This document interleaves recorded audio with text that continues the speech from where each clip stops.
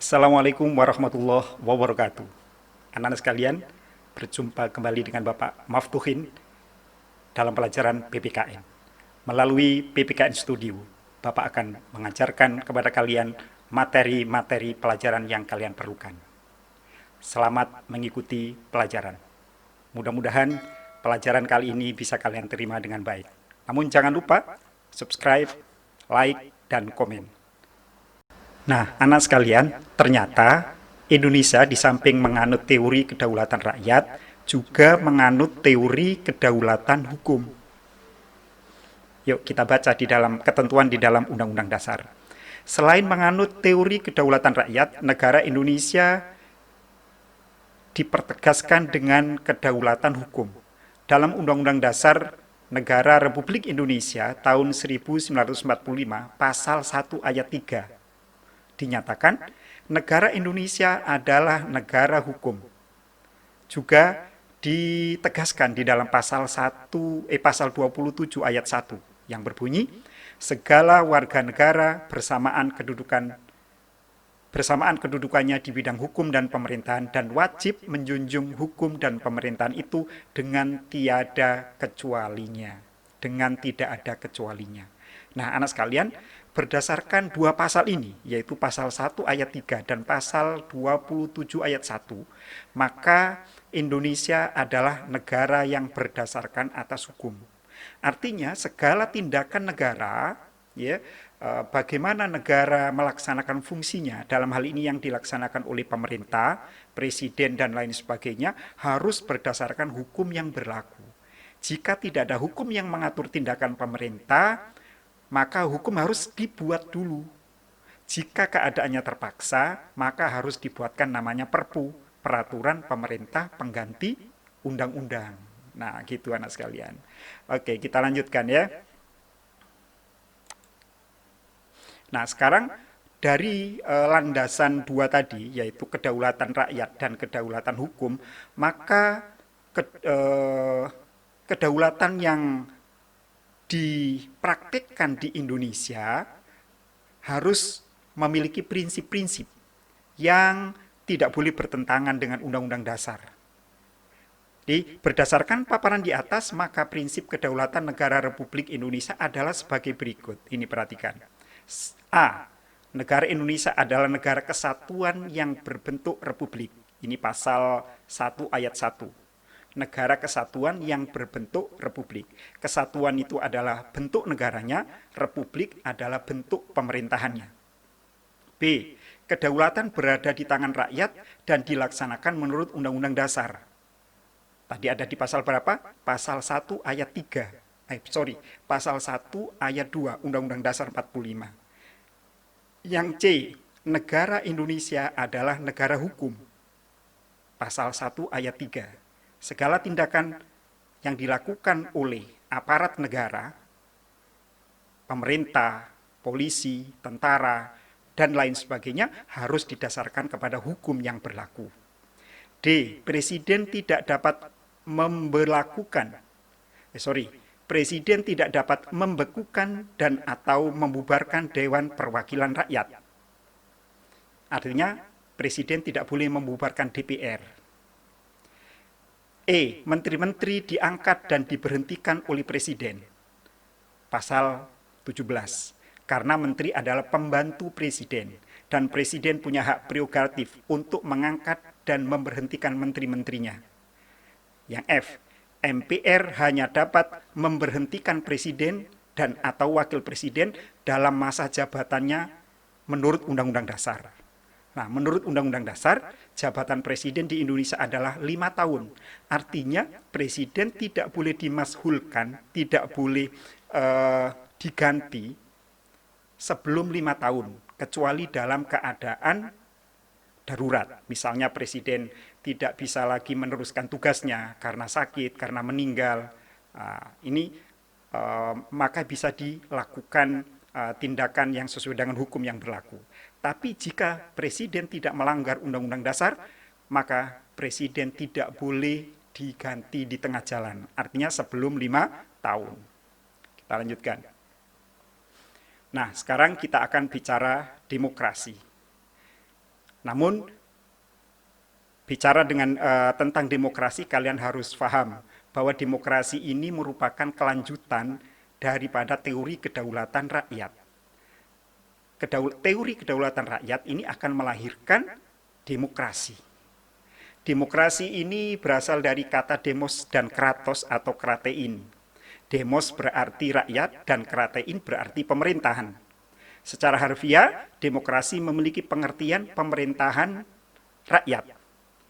Namun kemudian mantan presiden Amerika yang ke-16 yaitu Abraham Lincoln mengatakan bahwa demokrasi adalah pemerintahan dari rakyat, oleh rakyat, dan untuk rakyat. Oleh karena itu, karena pendapatnya demikian, Abraham Lincoln ini disebut sebagai bapak demokrasi dunia. Oke, anak sekalian ya. Kita lanjut. Syarat pemerintahan yang demokratis. Bagaimana sih suatu pemerintahan disebut pemerintahan yang demokratis? Ternyata ada syaratnya. Tidak bisa serta-merta mengatakan pemerintahanku demokratis. Oh, tentu tidak.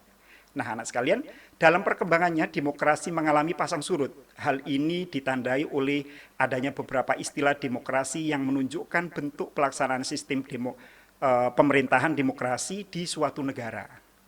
Menurut Budiarjo di tahun 2003 mengemukakan sejumlah syarat dasar terselenggaranya pemerintahan yang demokratis di bawah rule of law sebagai berikut. Perlindungan konstitusional, artinya di negara itu punya undang-undang dasar. Konstitusi kalau di Indonesia diartikan dengan undang-undang dasar. Yang kedua, badan kehakiman yang bebas dan tidak memihak. Jadi pengadilan-pengadilan harus bebas, tidak boleh ada intervensi dari pihak manapun. Pemilihan umum yang bebas. Nah, di Indonesia tidak hanya bebas, bahkan memiliki asas luber dan jurdil. Langsung, umum, bebas, rahasia, jujur, dan adil. Bebas artinya berlaku bagi setiap rakyat setiap warga negara yang memenuhi syarat. Maka mereka bebas, tidak boleh ada tekanan. Yang keempat, kebebasan untuk menyatakan pendapat. Ya, kebebasan menyatakan pendapat juga sudah diatur di dalam Undang-Undang Dasar pasal 28, ya, pasal 28, dan juga di Undang-Undang tentang penyampaian pendapat di muka umum. Kalau tidak salah Undang-Undang Nomor 9 tahun 1998. Lalu syarat yang kelima, kebebasan untuk berserikat, berorganisasi, dan beroposisi juga diatur dalam pasal 28 Undang-Undang Dasar 45. Rakyat harus memiliki kebebasan untuk membentuk dan mengikuti organisasi yang dia miliki, selagi organisasi itu tidak menentang asas Pancasila. Yang keenam, pendidikan kewarganegaraan. Di negara tersebut harus ada pendidikan tentang kewarganegaraan. Dan alhamdulillah kita semua sekarang sedang belajar PPKN, Pendidikan Pancasila dan Kewarganegaraan. Sehingga kita banyak tahu tentang negara kita, walaupun kita berada di luar negeri saat ini. Kita lanjutkan. Nah, anak sekalian, demokrasi yang berlaku di Indonesia itu adalah bernama demokrasi Pancasila.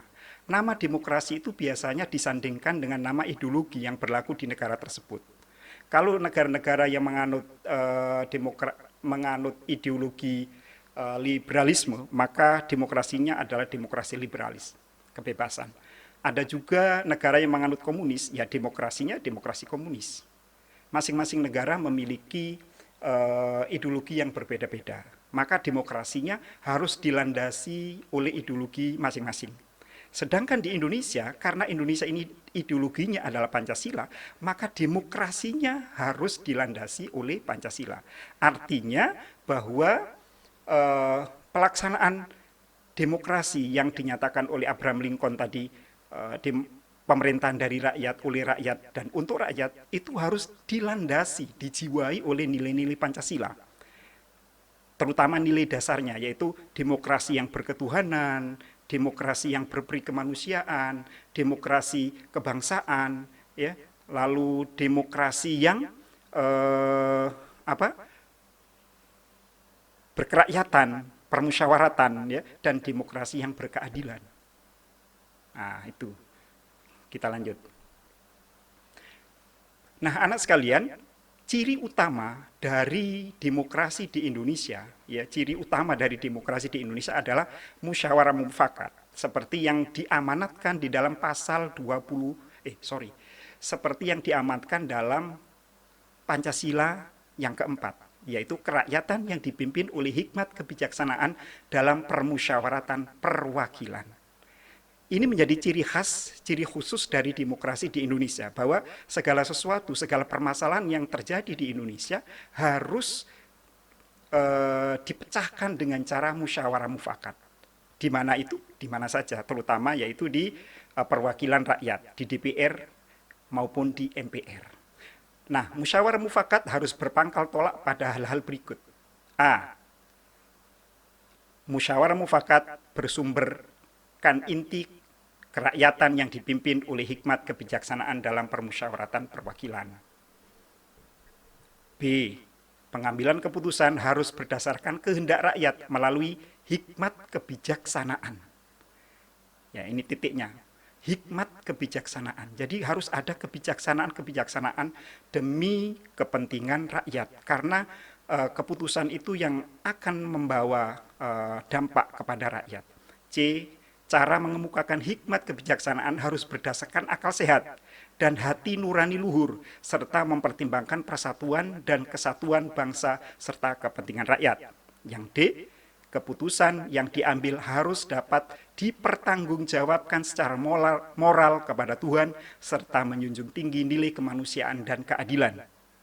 Ya, ini karena demokrasi kita adalah demokrasi Pancasila yang harus dijiwai oleh sila pertama. Harus bisa dipertanggungjawabkan secara moral kepada Tuhan. Apakah keputusan itu bertentangan dengan nilai-nilai ketuhanan atau tidak? Yang E, keputusan harus dilaksanakan secara jujur dan bertanggung jawab. Siapa yang melaksanakan keputusan itu? Tentu saja pihak-pihak yang terkait, yang terikat. Pejabat negara, lembaga negara, dan juga seluruh rakyat Indonesia tanpa kecuali. Nah, ini adalah perbandingan. Seperti yang Bapak jelaskan tadi, bahwa ada negara-negara yang demokrasinya liberal, ada demokrasi komunis, sosialis. Misalnya di Indonesia, demokrasinya Pancasila mengutamakan kepentingan bangsa dan negara di atas kepentingan pribadi atau golongan, dan mengakui hak milik perorangan. Demokrasi liberal mengutamakan kepentingan pribadi dengan mendukung sepenuhnya usaha pribadi atau private enterprise. Artinya mengutamakan kepentingan pribadi, memberikan kebebasan sebebas-bebasnya kepada individu. Sementara kalau demokrasi sosialis mengutamakan kepentingan bersama dengan mengabaikan kepentingan pribadi. Bandingkan apa yang terjadi di Indonesia. Indonesia, Pancasila itu adalah ideologi tengah-tengah yang mengambil kebaikan liberal dan mengambil kebaikan sosialis. Jadinya seperti itu. Lalu kemudian yang kedua contohnya, keputusan diambil dengan musyawarah mufakat. Kalau di liberal, keputusan diambil dengan suara terbanyak, 50-1. Kalau di demokrasi sosialis, keputusan diambil berdasarkan kehendak mayoritas.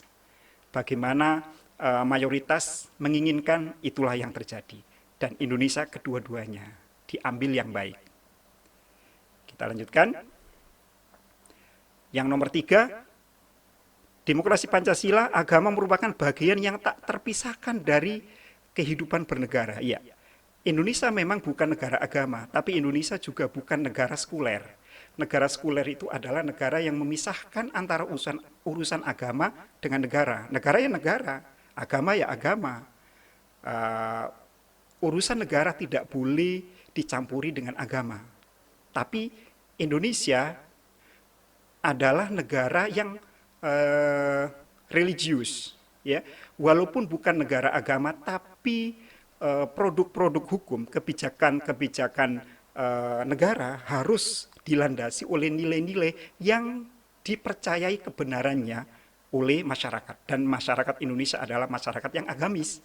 Maka tidak mau ada aturan-aturan yang bertentangan dengan nilai agamanya.